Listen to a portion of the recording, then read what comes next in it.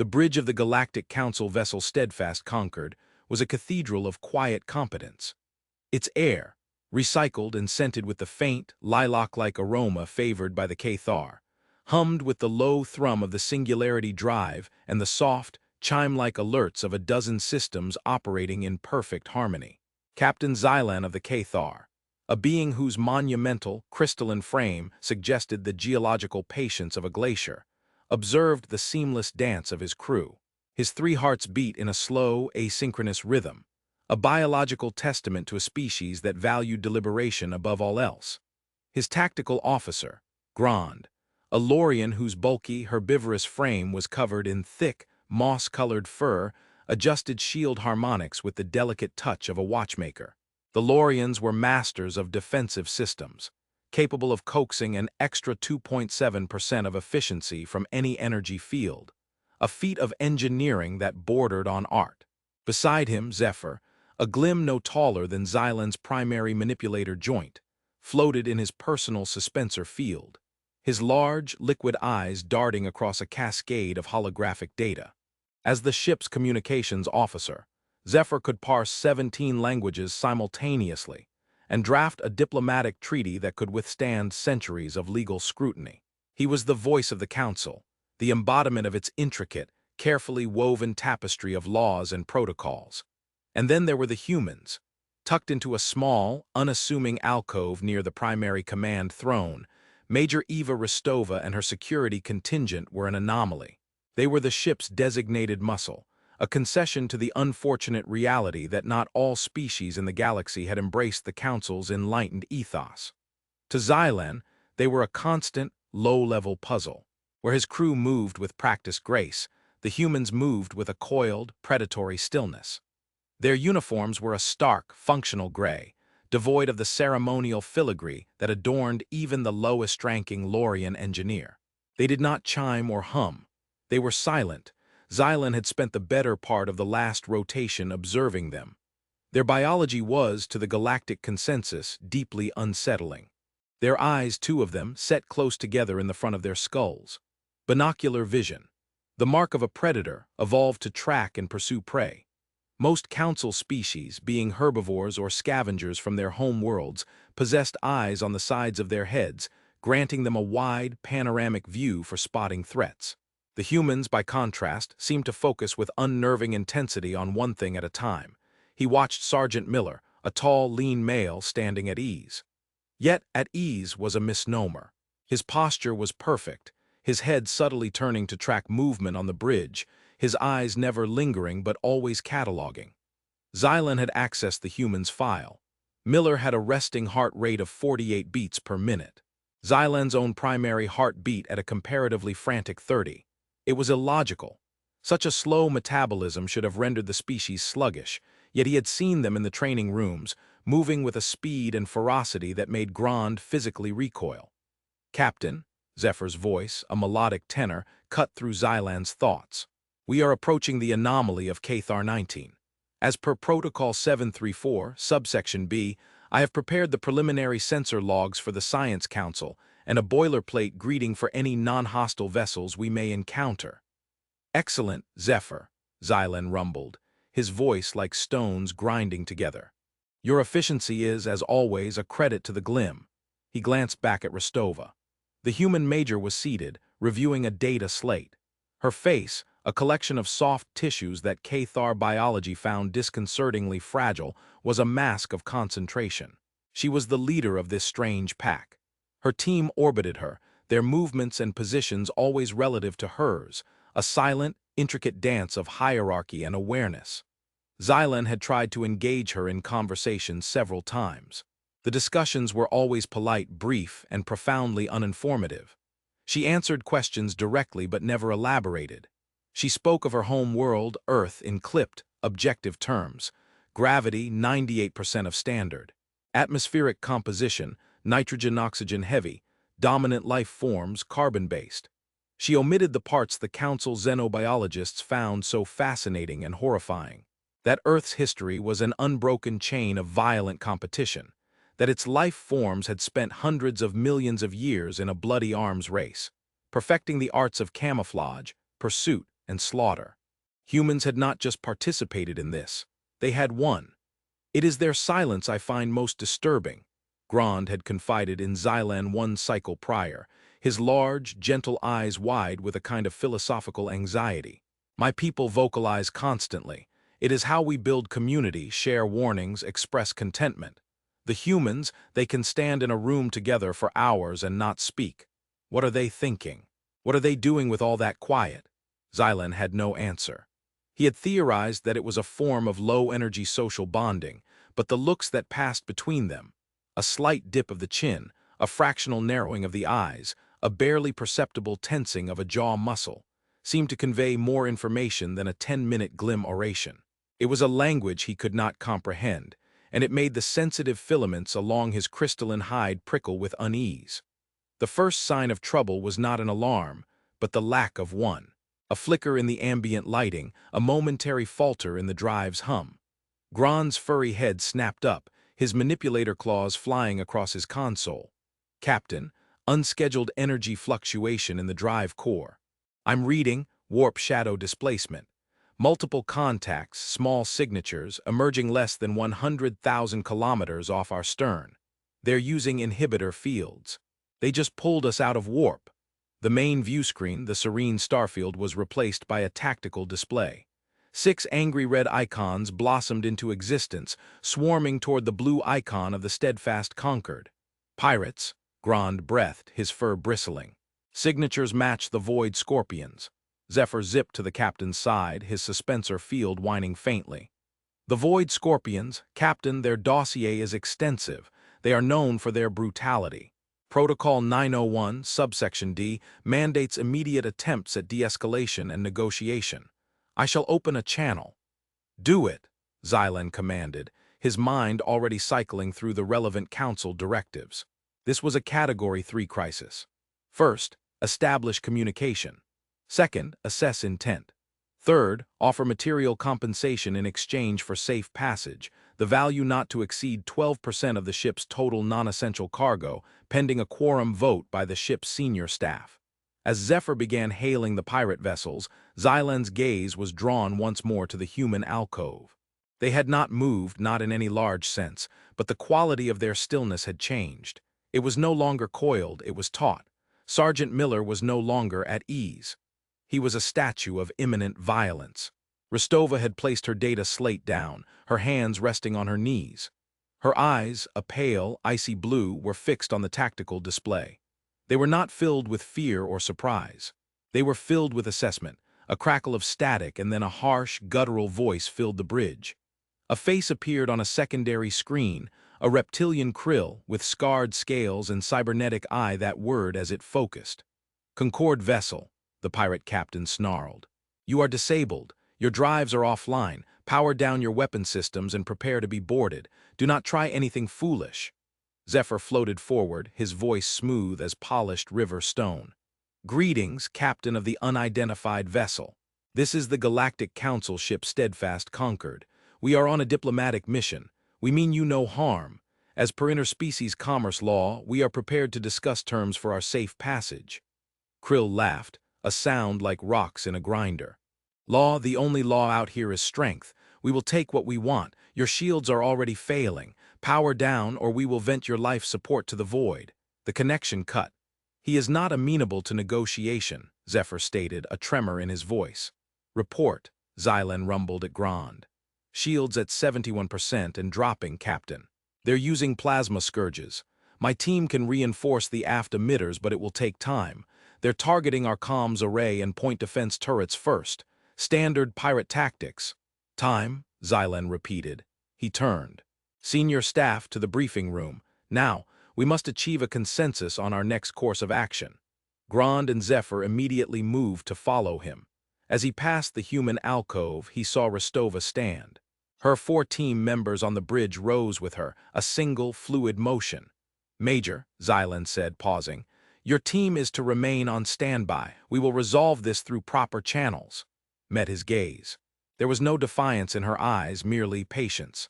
A deep, unnerving patience that felt older than his own ancient species. Of course, Captain, we will observe. She said the words, but her body told a different story. Her right hand made a small, almost imperceptible gesture, two fingers tapping her thigh. Across the bridge, another human security officer, Corporal Chen, who had been guarding the turbolift, subtly adjusted her stance. It was nothing anyone else would notice, a slight shift of weight. But Xylan, who had made a study of them, saw it. It was a message. He pushed the thought aside and entered the briefing room. It was a smaller, more intimate version of the bridge, dominated by a large holographic table. The ship's chief engineer, a silicon-based lifeform named Unit 734, was already there, its crystalline form glowing with internal light. The chief medical officer, a willowy, empathic philosopher named Lyra, wrung her leafy hands with anxiety. "The pirates demand our surrender," Xylan began, activating the table. "Zephyr, what are our options under Protocol 901? Subsection F allows for the jettisoning of non-critical cargo as a gesture of goodwill," Zephyr recited. "However, subsection G requires a unanimous vote if the value exceeds 15%. We must also consider precedent. If we capitulate too easily, it may encourage further piracy along this route. Plasma scourges are degrading the hull," Unit 734 stated, its voice a synthesized monotone. "Shield integrity is projected to fall below a critical threshold in 12 standard minutes. My analysis suggests a cascade failure of the secondary power conduits is 83% probable." "We must consider the lives of the crew," Lyra whispered, her empathic senses no doubt overwhelmed by the fear on the ship. "Can we not give them what they want? And what if they board and decide they want more than just cargo?" Grand countered, his fur bristling. "The Krill are slavers. This is not just a robbery," the debate began. It was a familiar process, the bedrock of council governance.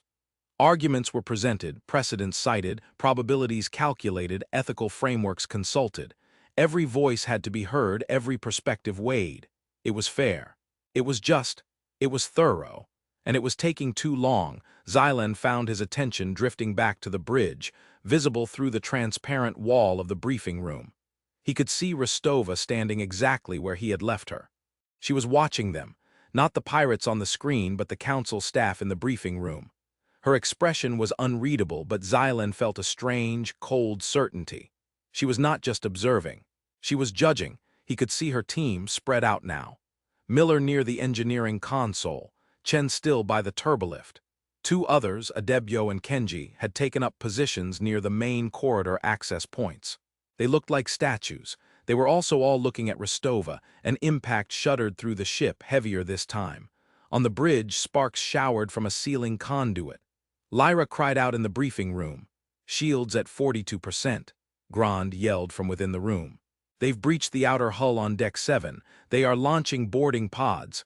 We must vote," Zephyr insisted, his voice rising in pitch. "I propose we offer them the shipment of raw silicates. It meets the criteria for non-essential cargo and falls under the 15% threshold, requiring only a simple majority vote. The silicates are required for recalibrating the primary sensors at our destination," Unit 734 stated flatly. "The mission will be compromised." "Compromised mission is better than a destroyed ship," Lyra argued. Through the transparent wall, Xylan saw it. The moment the universe shifted, on the tactical display, red icons indicating the boarding pods made contact with the ship's hull. The threat was no longer external. It was inside. Major Eva Rostova did not raise her voice. She did not tap a console or issue a command. She simply lifted her chin, her icy eyes meeting Sergeant Miller's across the bridge. She gave a single, sharp nod. And hell was unleashed in perfect silence. What happened next was not a battle. It was a procedure. It was a biological process, as swift and efficient as a shark striking from the depths. From Xylan's vantage point in the briefing room, it was a blur of incomprehensible motion. One moment the four humans on the bridge were statues. The next they were blurs of gray. There were no shouts, no war cries. The bridge's emergency lighting had not even activated. Sergeant Miller, who had been standing by Grand's vacant console, took 3 precise, gliding steps and launched himself into the air. He did not seem to jump so much as uncoil. He twisted midair, his hand snatching a heavy metallic data reader from the console. As the turbolift doors hissed open to reveal two heavily armed pirates, a hulking, four-armed Vorn and a smaller, quicker Rillian, Miller was already on them. The Vorn raised its pulse rifle. It never fired. Miller's descending form collided with it, the heavy data reader striking the Vorn's primary weapon arm with a sickening crunch of bone. The rifle clattered to the floor. In the same fluid motion, Miller's other hand shot out, fingers stiff, and jabbed the Rillian in the throat. The smaller pirate choked, its weapon forgotten as its own manipulators went to its neck. Before the Vorn could bring its other three arms to bear, Miller slammed an elbow into its broad, tusked face. The Vorn collapsed like a sack of grain. Simultaneously, Corporal Chen had moved from her position.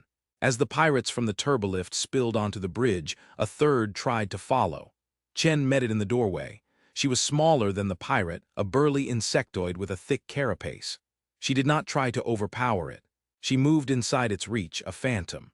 Her left hand slapped the barrel of its weapon aside while her right fist, moving in a short, brutal arc, struck the creature's unarmored side joint. The pirate folded with a silent gasp. Chen stepped over its twitching body, her sidearm now in her hand, its suppressor a matte black cylinder. Adebyo and Kenji, the other two human officers, dealt with the pirates who had breached from the main corridor. It was a symphony of violence. Adebyo used a tranquilizer rifle, firing 3 darts with pneumatic hisses that were barely audible over the ship's hum.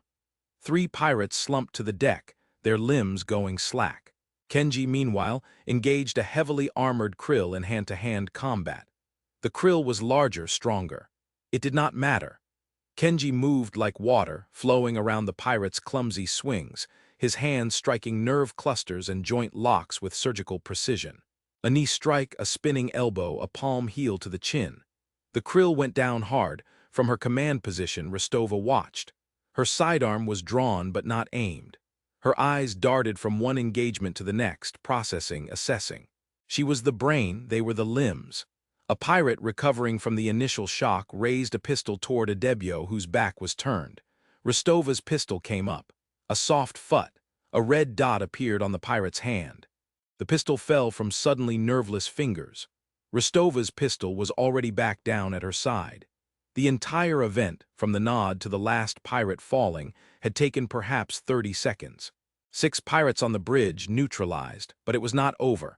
Rostova tapped her comm bead, a tiny device in her ear. She said one word, her voice calm and low. Execute. Throughout the ship, the rest of her team, 20 humans in total, moved. Xylan, Grand, Zephyr, and the others could only watch the internal security sensors on the briefing room table, their debate forgotten, their mouths agape. The ship's schematics lit up. Red icons, representing the pirates, were being systematically extinguished by the blue icons of the human security team. The humans did not engage in firefights. They did not storm corridors. They used the ship's own systems against the invaders. On Deck 7, a human fire team vented the atmosphere in Corridor C, incapacitating a squad of 5 pirates with sudden, explosive decompression before repressurizing the section seconds later. They were equipped with personal rebreathers. The pirates were not. In engineering, another team, led by a formidable-looking human named Gunnery Sergeant Thorne, used the maintenance conduits and service shafts to bypass the pirates' main force, emerging behind them. They used flashbang grenades that emitted light and sound on frequencies only disruptive to the pirates' sensory organs, followed by sonic stunners. The engagement was over in 20 seconds. The human team on the cargo bay level reprogrammed the magnetic clamps, pinning the pirates' heavy support troops to the floor by their metallic armor before swarming them. The coordination was absolute, silent, and terrifyingly efficient. Rostova stood on the bridge, listening to reports on her comm bead, her face a serene mask. She would occasionally issue a 2- or 3-word order. Flank right. Hold position. Non-lethal, Deck 9. The briefing room, the silence was broken only by Grand's ragged breathing. By the great forest, he whispered. What is this? It is a hunt, Xylan found himself saying, the thought crystallizing with horrifying clarity. He was not watching a military operation. He was watching a pack of predators systematically dismantling a threat. The silent communication, the coordinated flanking maneuvers, the use of terrain, the swift, precise application of violence. It was the behavior of an apex species. He looked at their forward-facing eyes again and finally truly understood. They were not for observation. They were for targeting. The last red icon on the ship's schematic blinked out. Rostova's voice, still calm, echoed faintly from the bridge. All hostiles neutralized. Ship secure. Begin sweep and clear. Medical teams on standby for our casualties first, then hostile wounded. She turned and looked directly into the briefing room, her gaze meeting Xylan's. She gave a slight formal nod. The problem was solved. The clock on the briefing room wall showed that from her initial nod to her final report, 4 minutes and 16 seconds had elapsed. The council staff, the finest minds of their respective species, were still standing around their holographic table, their mouths open, the vote on the shipment of silicates never having been taken. Xylan stepped out of the briefing room onto the bridge. The air was thick with the scent of ozone and something else, something coppery and primal. Human security officers were efficiently securing the unconscious pirates with restraints, their movements economical and practiced. A human medic was already kneeling beside Sergeant Miller, checking a gash on his arm. Miller just waved him off, his eyes still scanning the entrances. Rostova stood waiting, her posture relaxed but still radiating an aura of absolute control. The contrast between the chaos of the last few minutes and her current demeanor was the most jarring thing Xylan had ever witnessed. He walked toward her, his heavy crystalline feet making soft crunching sounds on the deck, which was now littered with weapons and bodies. He stopped before her. He was twice her height and probably 10 times her mass, yet for the first time in his long life he felt small. "Major Rostova," he began, his voice a low rumble of bewilderment and awe. What was that?" "Threat neutralization, Captain," she replied, her voice level.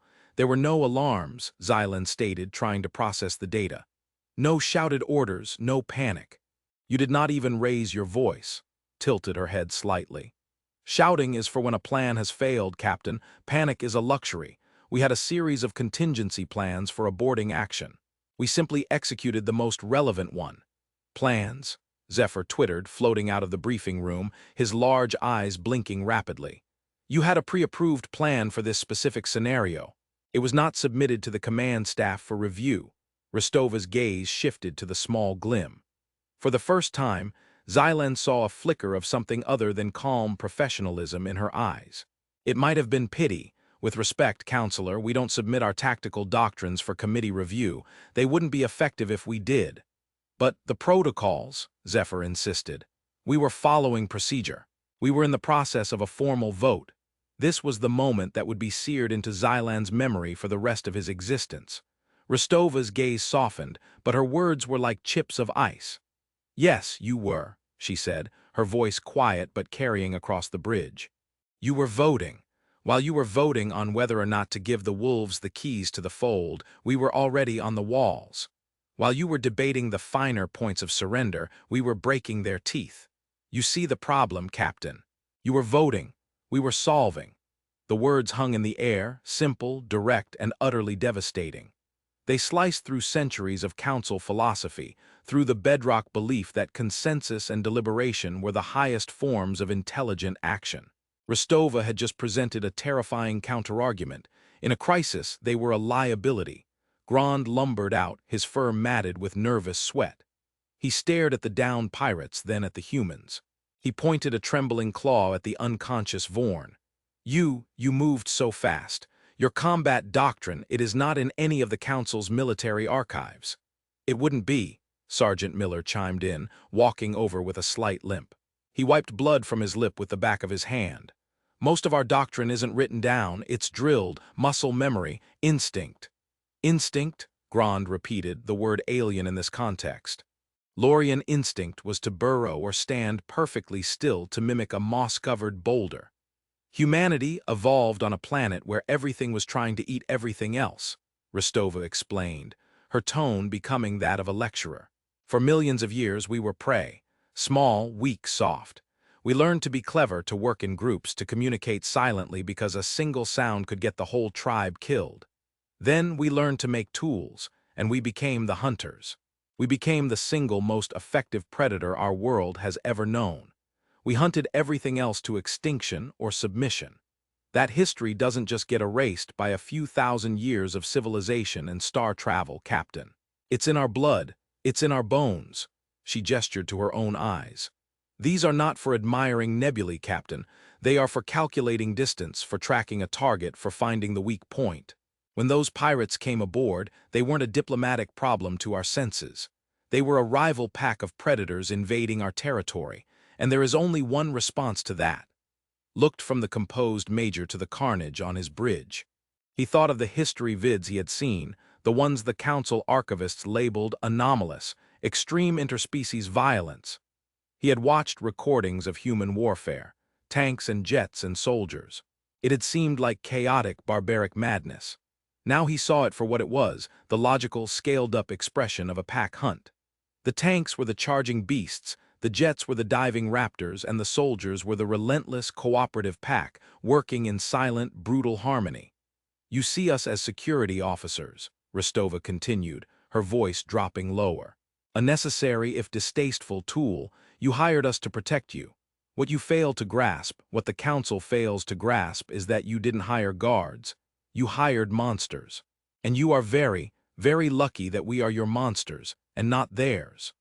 The aftermath of the Void Scorpion attack sent ripples through the steadfast Concord that would eventually reach the core of the Galactic Council itself. While the human security team and medics efficiently processed the captured pirates and tended to the wounded, 3 humans with minor injuries, 0 fatalities, the alien command staff convened again.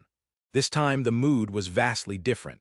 The air of procedural confidence was gone, replaced by a profound and unsettling silence. Xylan sat on his command throne, the smooth, cool crystal offering no comfort. He was replaying the events, not just the 4 minutes of terrifying efficiency, but the months leading up to it. The quiet watchfulness of the humans, their physical training that seemed so excessive, their separate mess hall where they consumed cooked animal flesh, a practice most council species found barbaric. It all clicked into place, forming a picture that was both magnificent and terrifying. "They are predators," Grand said, his voice a low, shaky whisper. He was seated at his console, but he wasn't looking at the readouts. He was staring at Corporal Chen, who was now quietly cleaning her sidearm, her movements precise and economical. "I do not mean that as a metaphor for their aggression. I mean it in a purely biological, ecological sense. We are a ship of herbivores, Captain. We hired wolves to guard the sheep." Zephyr, for the first time in his career, was speechless. He floated aimlessly, his holographic projector dark. The very concept of solving a problem through immediate, violent action without committee oversight was so alien to the Glim psyche that he was struggling to formulate a coherent thought. It was a violation of the natural order of intelligent, civilized beings. Their explanation, Xylan rumbled, focusing the conversation, that we were voting while they were solving. Is it a valid criticism of our methods? Unit 734's internal lights pulsed. Logically, the criticism is sound. Our procedural model is optimized for diplomatic and scientific endeavors, which benefit from extensive data analysis and consensus building. It is not optimized for asymmetrical, time-critical threat response. The human methodology, while crude, was undeniably effective. Probability of ship and crew survival under our procedural model, estimated at 41%. Probability of survival under the human model, 100% as demonstrated. "So, what are we to do?" Lyra, the Philosan medic, asked, her leaves trembling. "Are we to abandon our principles, embrace this?" She gestured vaguely at the humans, who were now conducting a quiet debrief in their alcove, their heads bowed together in a tight circle. "No," Xylan said firmly. "We do not abandon our principles, but we must acknowledge their limitations. We built a society for farmers and philosophers, but the galaxy still has hunters in it." His report to the Galactic Council was a masterpiece of Cathar deliberation, colored by a new, urgent clarity. He did not use Rostova's inflammatory language of monsters and wolves. Instead, he framed it in terms the Council could digest. He wrote of divergent evolutionary crisis response paradigms. He detailed the latent predatory heuristics exhibited by the human contingent. He did not describe the action as a battle, but as a non-protocol, high-efficiency security intervention. He attached the full bridge recordings, the internal sensor logs, and a recording of his debrief with Rostova. He included her devastating line, "You were voting, we were solving." The report landed in the council chambers on Cygnus X1 like a small, dense singularity. The initial reaction was shock, followed by outrage from the more pacifistic member worlds. The idea of a security force operating with such autonomy, such lethal precision, without authorization, was anathema. There were calls to censure Captain Xylan, to decommission the entire human security program, to place humanity on a probationary watch list. But then the military strategists and the security analysts began to weigh in. They were the ones who saw past the shock. They were the Lorian generals who designed shields, the Glim tacticians who planned fleet movements on a galactic scale. They watched the recordings not with horror, but with a terrifying, professional curiosity. They saw things Xylan had missed. They saw how the human team used choke points and fields of fire. They analyzed the silent communication, cross-referencing it with obscure studies of Earth's ancient special forces. They marveled at the speed of their threat assessment, distinguishing in milliseconds who needed to be disabled and who needed to be eliminated. An old, venerable Lorian general, a veteran of the long-past Rillian skirmishes, addressed the council. His fur was silver with age, and he had seen more combat than anyone in the room. "For generations," he began, his voice raspy, "our military doctrine has been based on overpowering our opponents. More ships, stronger shields, bigger weapons. We fight like two great stags locking horns, a contest of pure strength. The pirates who attack the conquered fight this way as well. They are predictable." He paused, letting his words sink in. "The humans, they do not fight like this. They do not engage in contests of strength if they can avoid it. They fight like assassins. They use stealth, deception, and the environment. They strike at the joints, the throat, the eyes. They do not seek to overpower, they seek to incapacitate. We have spent centuries perfecting the art of the duel. The humans have perfected the art of the ambush." The debate shifted. The fear remained, but it was now mingled with a stark realization.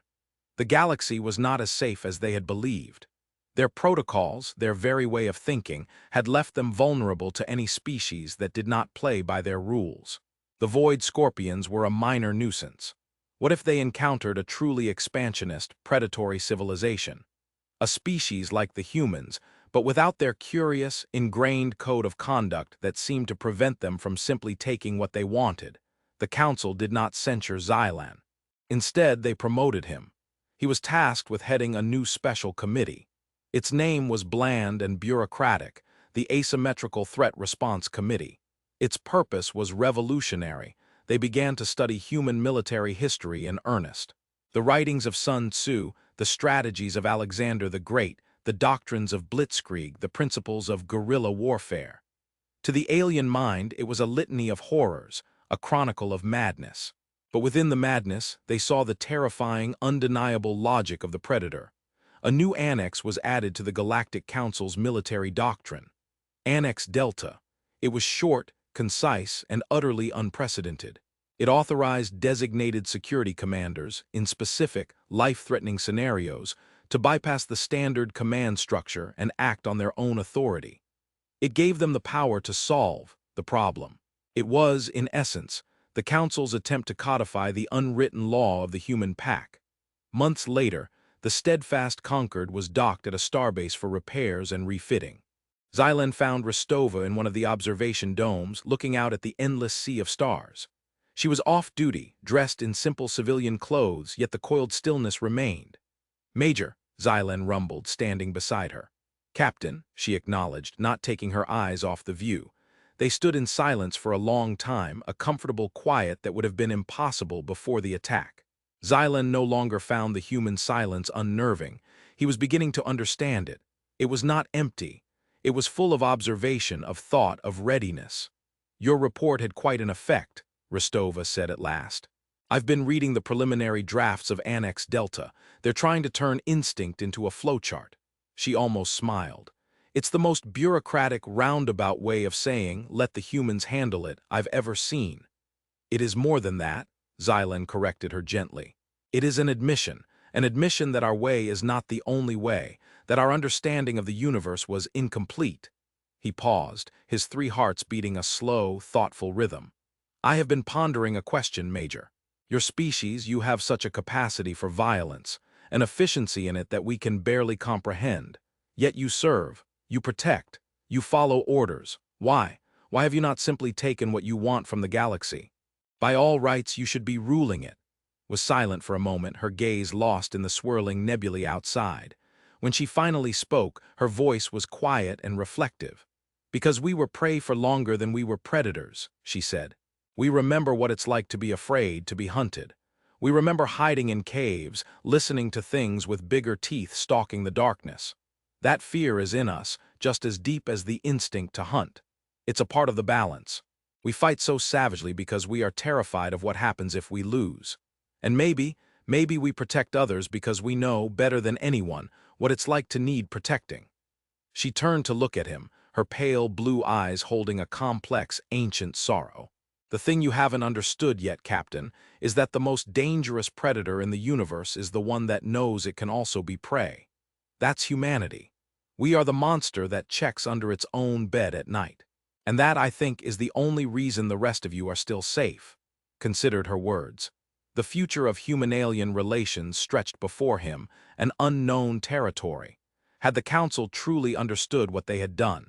By creating Annex Delta, had they simply forged a sharper sword for their own defense? Or had they handed the keys of the galaxy to the one species that knew, instinctively, how every lock could be picked, how every door could be broken down? The answer remained hidden, out there in the vast, silent darkness between the stars. And for the first time, Xylan understood that the silence itself was not empty. It was waiting.